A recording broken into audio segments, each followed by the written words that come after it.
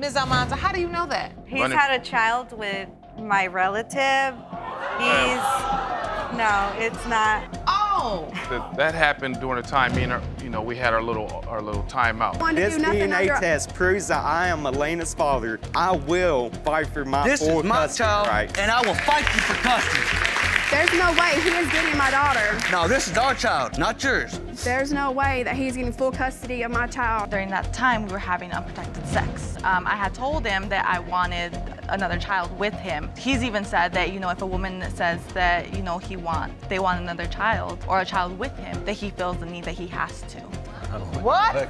That's not true. Oh, snap! Mr. Brock kicks off with a bombshell, claiming he's been bankrolling Ms. Almanza's kiddos for the past 5 years, and he's pretty sure they aren't even his. He's hankering for a paternity test and a lie detector test to see if there's been any funny business on her side. You claim you have been supporting Ms. Almanza's 2 children for the last 5 years and are convinced they are not yours. You have petitioned the court requesting a paternity test to determine if you are the father of the children in question and the one she is currently carrying, as well as a lie detector test to determine if she has been cheating. Hold on to your popcorn. Ms. Almanza fires back with gusto, sure as sugar that the DNA dance will prove Mr. Brock is indeed daddy-o to her kids. She's also all in for a lie detector rodeo, clear her good name. Ms. Almanza, you've also petitioned the court for a lie detector test, and you're confident that today's DNA results will prove that Mr. Brock is the father of your children. Can you believe this twist? Plot thickens as Mr. Brock spills the beans on their rocky romance, hinting at side dalliances and shaky trust from the get-go. You'll want to stay tuned because it only gets spicier from here. We've been dealing with each other for like 11 years or whatever, but the foundation of our relationship wasn't based on husband, wifey. This was somebody who I was messing with during the time I was basically ending a relationship. Oh! Well, basically, she laid up with somebody that was a mutual friend of ours, right? During that time, she ended up pregnant, and That was because we weren't in an exclusive relationship. Yikes. Talk about awkward. Miss Almanza is feeling all kinds of ways about Mr. Brock doubting he's the father, especially with them playing house and another bun in the oven. Brace yourselves. It's about to get bumpier. Ms. Almanza, how does it make you feel that he's questioning the paternity of all your children? Well, it disgusts me because we're living together. We've been in a relationship. If I'm having these babies, I'm not having them by myself or with anybody else. He's still the one that's messing around. You're currently living together. Yeah. And then there's this doozy. Boom, Mr. Brock drops the gossip grenade that he's also played Papa with a member of Ms. Almanza's family tree. Gird your loins, the drama dial is cranking up to 11. Ms. Almanza, how do you know that? He's had a child with my relative. No, it's not. Oh! That happened during the time me and her, we had our little timeout. When my daughter was born, I needed to get assistance for her medical. So I went to, apply for that. And when I did, they asked me who the father was. As the merry-go-round turns, dive into the emotional roller coaster of Mr. Brock and Ms. Almanza's love saga, swirling with doubts and discretions and makeups. Don't blink now. More revelations are on the way. Ms. Almanza, what is the state of your relationship? When it comes to him and me, I try to talk to him. At the same time, when it comes down to family time, things with my children, it's always me doing things. He's never involved. He was involved in my baby shower. He was there. So if he doesn't feel that he's the father, why was he there? Next up on this wild ride, court's all ears, waiting for the DNA drum roll that'll clarify who's really who in the kiddo department, including the newest little one still loading. Hang tight, the truth bomb is about to drop. Now, there are 3 children in question here. 2 children you have currently and 1 unborn child. As it relates to paternity for 5-year-old Victoria Brock, Mr. Brock, you are her father. Another one bites the dust. Yep, you guessed it. Mr. Brock is also the pops to 2-year-old Giselle. His batting average for paternity just keeps getting better. The next bit is a real jaw-dropper. As it relates to paternity for 2-year-old Giselle Brock, Mr. Brock, you are the father. That's what it's a great feeling. That's the understanding. That's what I tell you. It's love and not a feeling. It's an understanding. Just when you thought it couldn't get crazier, and boom, goes the dynamite. Mr. Brock is the dad to the unborn kid too. Triple play. The next scene, it's a real doozy. So in regards to paternity for Miss Almanza's unborn child, Mr. Brock, you are the father. the plot thickens even more. Hold your horses. Now Mr. Brock's strapped to a lie detector, spilling the beans on his wandering ways. Watch how this unfolds. It's a real kicker. I am ordering that you take this lie detector test. Mr. Brock, I want you to take this test right now. Court needs to take a recess. We will be shortly with the results. So, Jerome, please escort Mr. Brock out of the courtroom and get his lie detector test. Talk about a twist. Mr. Brock flunks the lie test worse than a cat trying to bark. Lies, lies, lies. As we near the grand finale, things get totally bananas. Now, the lie detector administrator then asked Mr. Brock, other than the 3 women you admitted to, have you had any type of sexual contact with since you have been in a committed relationship? Mr. Brock, you said no. The lie detector determined that was a lie.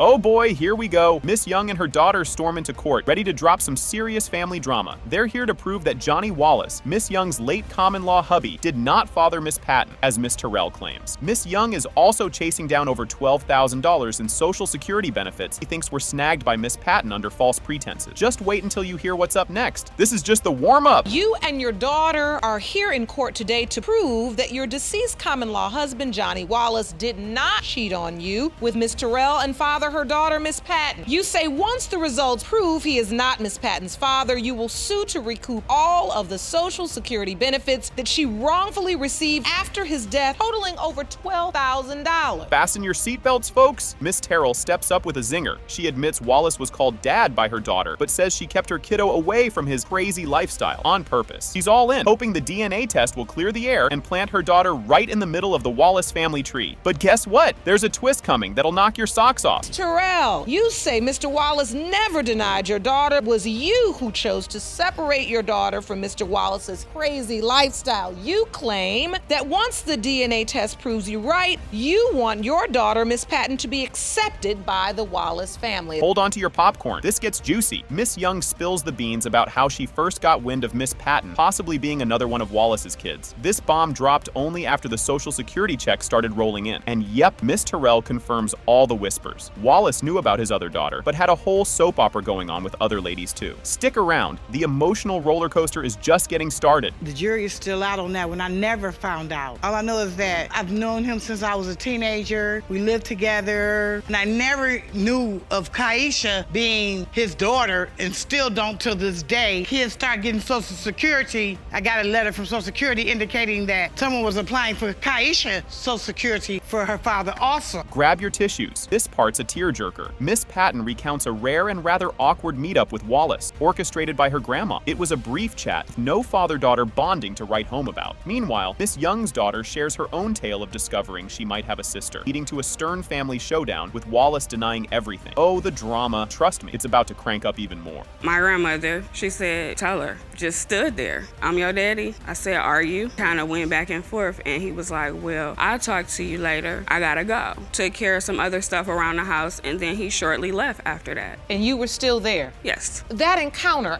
and the way you remember it it's amazing, actually. All right, let's talk money and mysterious. Court digs into how Miss Patton started pocketing Social Security due after Wallace's departure from this world. Was it legit or not? That's the million-dollar question, given all the family doubts swirling around. This whole segment is a wild ride of identity crises and cash controversies. Keep watching, the big reveal is up next, and it's a doozy. You ended up being entitled to Social Security benefit after Mr. Wallace's death. Great-grandmother said that when they called her and asked her, did she know anything about Kaisha and could she be the daughter? She said, I know Kaisha. Johnny said he gave her mother money at one point to get an abortion. I wasn't there, but that's what she said. She told Social Security. Here comes the moment of truth. Everyone's on edge. The DNA results are in, and guess what? It has been determined by this court, Miss Patton and Miss Stapleton. You are not related. Already knew.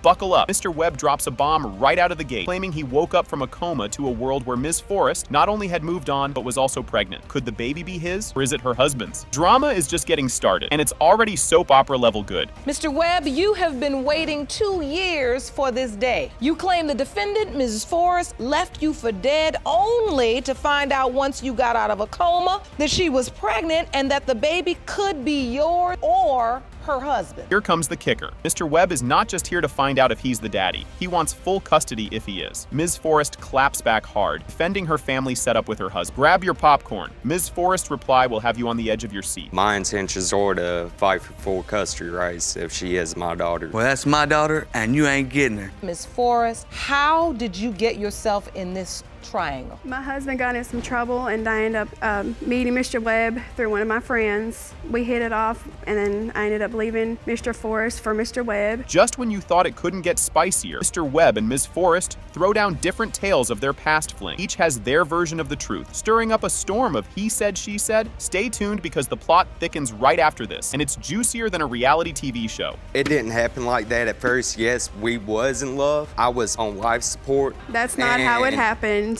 I had got a phone call saying that she was pregnant. I heard it from my aunt first, but on my way to Illinois with my dad, she had called me and told me that it was a possibility that Elena was my child. Accusations are flying left and right. Mr. Webb suspects Ms. Forrest wasn't just working late, something fishy was going on with her missing checks too. It's a mess of missing money, missing minutes. Next revelation is just around the corner, and it's a doozy. She would get off at 10 o'clock. It would take at least 15 minutes to get home, but she would come in at 11 to 11:30. It took about 45 minutes to get from where I was So working. it was missing time and missing money. Yes, Your Where Honor. she was MIA. From where she worked at, and I know for a fact it took 45 minutes to get from her work No, to Your Honor, the house. that's a lie. Plot twist. Mr. Webb learns about the baby bombshell right after his hospital saga. The timing is suspect, and communication between the ex-lovers is as clear as mud. What's coming next is critical. The timeline showdown that might just solve this baby mystery. She had called me the day that I got out of the hospital. I was on my way to Illinois. We had a discussion. She said that I may be the father. Then again, I may not be because she was back with Mr. Forrest. I was there with her at the doctor's office, so it was the middle of September when she found out. It was in August whenever she found out that she was pregnant. No, it was not. Let's crunch some numbers. Ms. Forrest tries to map out the baby-making timeline, prove her hubby's the real daddy. It's a math problem with more variables than a high school algebra test. But hold on to your calculators. This next part brings the emotional math into the equation.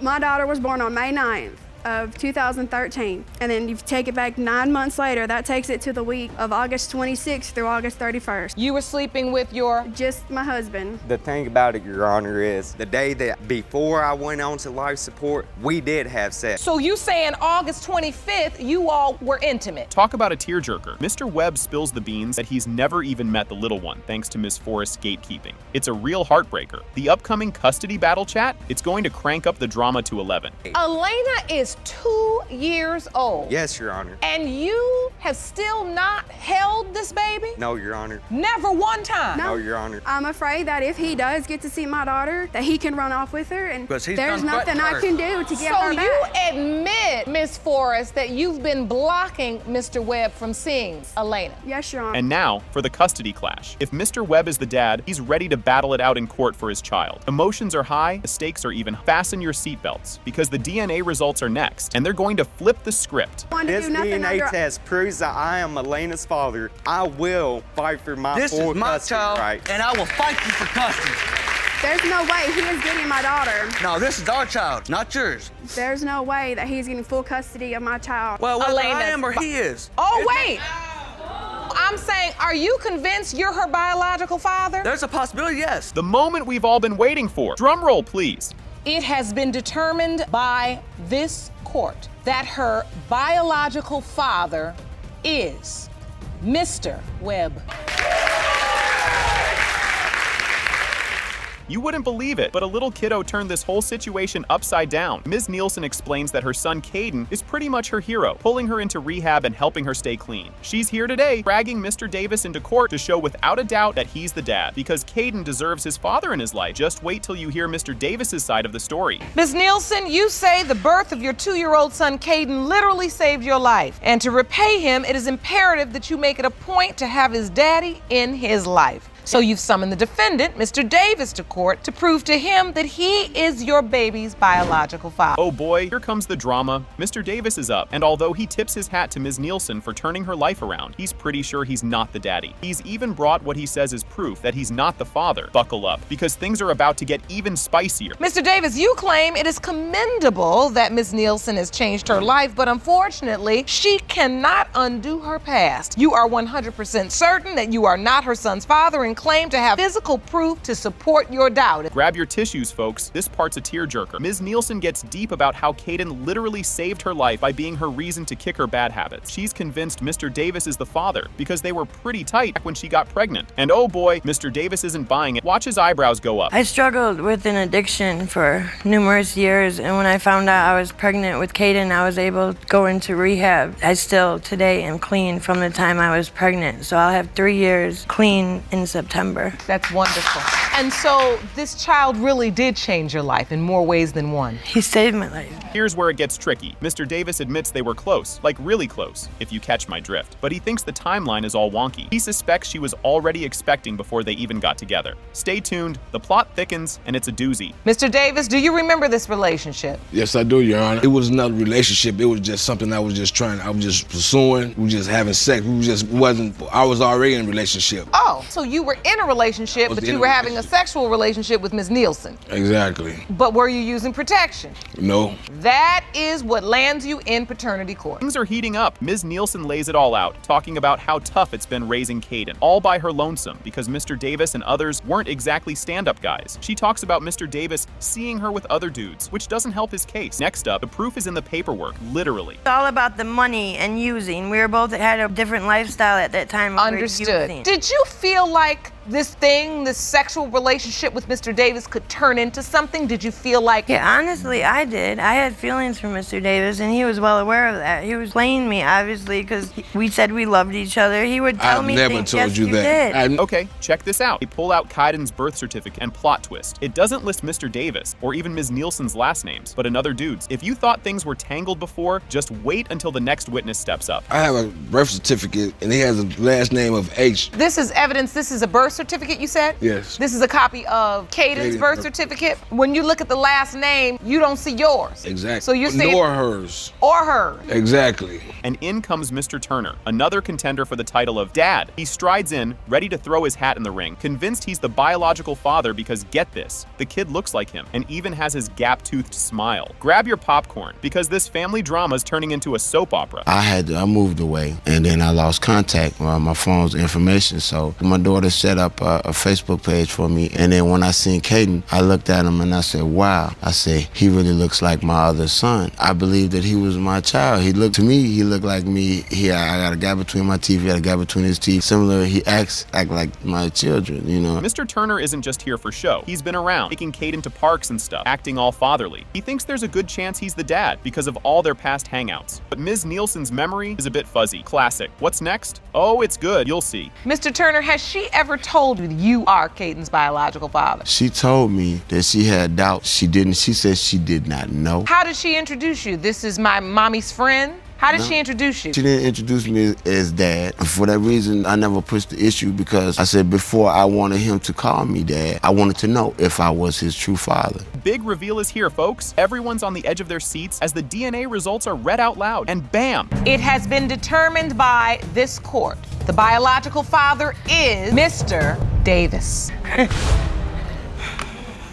Miss Ramirez drags her ex-boyfriend, Mr. Jordan, to court because she's totally over his denial about being the dad of their 4-month-old daughter, Mila. She's hoping that the DNA test today will make him man up once and for all. Ms. Ramirez, you have dragged your ex-boyfriend to court because you are tired of him denying your 4-month-old daughter, Mila, and you're hoping today's results will make him finally step up. Mr. Jordan is here to throw a curveball with proof that he wasn't even in the same zip code as Miss Ramirez when Mila was conceived. He's all about about the alibi today, folks. Mr. Jordan, you claim to have evidence to prove that you were nowhere near the plaintiff during the time of conception, and therefore you cannot be Mila's biological father. Here comes the tea. The judge is poking Mr. Jordan, asking if he's dodging daddy duties on purpose. Jordan's not having it and insists he's been dad of the year to their other kids. Are you avoiding responsibility, Mr. Jordan? No, Your Honor. I'm just here to prove that Mila's not my baby. She's a liar, like pathological liar. We have 2 other babies together, and I've taken care of Levi and Adrian. Like, I've stepped up. I've changed their diapers. Like, Adrian was here for 7 months. I took care of him. So, like, I do everything for them. Get ready for a plot twist. Miss Ramirez claims they had a not-so-little rendezvous that led to Mila. According to her, unprotected meetups were on the agenda during his visit. The week he had came to visit, he was coming down with a friend. During that time, we were having unprotected sex. I had told him that I wanted another child with him. He's even said that, you know, if a woman says that, you know, they want another child or a child with him, that he feels the need that he has to. What? That's not true. Can you believe this guy? Mr. Jordan pulls out a pay stub dated right in the middle of when he's supposed to be off making babies. He claims he was punching the clock in Georgia, not playing house. I have proof right here that I was in Georgia. I got a pay stub. If I could submit this from. Yes, I'd like to see that. This is a check for you, Elias Jordan, dated the 22nd of March, 2018. That's the week you say, Ms. Ramirez, he was down there with you. He had said that he was gonna receive his other check late, so that could be the reason for the date. No way! There's more! A new witness, Miss Gilliard, steps up and drops a bomb. She claims Miss Ramirez told her someone else might be the daddy. I knew more certainly when she herself told me. She asked us to stay with the boys and that she's gonna take Mila to go see her dad. She didn't say, oh, this might be the dad. She said, I'm going to take Mila to see her dad. He's gonna give me money for her. He wants to see Mila. Yikes, grab your popcorn. Now everyone's throwing shade about who did what and who's trying to wreck whose new relationship. Miss Ramirez and Miss Gilliard are not pulling any punches. She's been trying to do that for a while. I know what she's up to. She's a very emotional, petty female, and you're saying you don't want this to be his baby, and you're telling us that this is a possibility. What female puts a possible father on the last name on a baby? That wouldn't be me. But Miss Gilliard. And now, the moment we've all been waiting for. It has been determined by this court. Mr. Jordan, you are the father. Get a load of this. Ms. Smith is quizzed about knowing a kiddo named Malachi if he might be related to her. She totally knew the kid existed, but had no clue he could be her. It's like a surprise family reunion without the cake. You'll be shaking your head at what comes next. So, Ms. Smith, you, all of this time, knew Malachi existed, knew who he was. Your nieces talk about him. Yes. But never knew he could potentially be your nephew. Miss Laster make you aware, and how did she go about telling you? Just saying that, you know, this could be your nephew, it really could? And then when you asked her, why would you tell me what's going on? Wait, check this out. Ms. Smith just dropped a bombshell that she only first met Malachi the day before the court session, after he'd been around for 4 whole years. Talk about an awkward first meeting. Grab your popcorn, because the plot thickens from here. I didn't even know who Malachi was. Yesterday was the first time I even touched that child. So yesterday was the first time you ever seen him in person? Not till yesterday. In 4 years? In 4 years. I never knew nothing about him. Oh, that's precious. All right, things are getting spicy. The court dives into the tangled web of Ms. Laster's love life, revealing she had multiple partners and Malachi might have been conceived. The judge isn't having any of the vague answers and is poking holes everywhere. This is turning into a real soap opera, and you won't want to miss what's next. They loved me. I've lived with Miss Dolores too, but that was the first time that I actually, met a man that cared for me, had my best interest at heart. It was too much for me. You can only do but so much. It's not many things that you can go through to try to get DNA done for somebody that's deceased. It was even a hard time. The tension is real. Everyone's on the edge of their seat as the judge is about to spill the beans on the DNA results. This could change everything or nothing at all. It's the moment of truth, folks, and it's juicier than a reality TV finale. You'll want to see the faces when the results drop. When it comes to 3-year-old Jakari, it has been determined by this court. The percentage of relatedness between Ms. Dolores Smith and Jakari is 0.00% You are not related. Oh boy, here it comes. Crowd goes wild, and not in a good way. It's like expecting a plot twist in your favorite series, but you guessed it right from the start. Don't go anywhere. The drama doubles down just ahead. You're not at all surprised. You just say thank you. Do you know who your child's father is? Yeah. Why would you put Miss Smith and her daughter through this drama? But I also was sleeping with Travis. I knew when you disappeared. And then she found you at the Martin Luther King parade, just walking around. Yeah. Hold your llamas, folks. Another DNA result hits the fan. The percentage of relatedness between Ms. Dolores Smith and Malachi Laster is 0.00%. You are not related.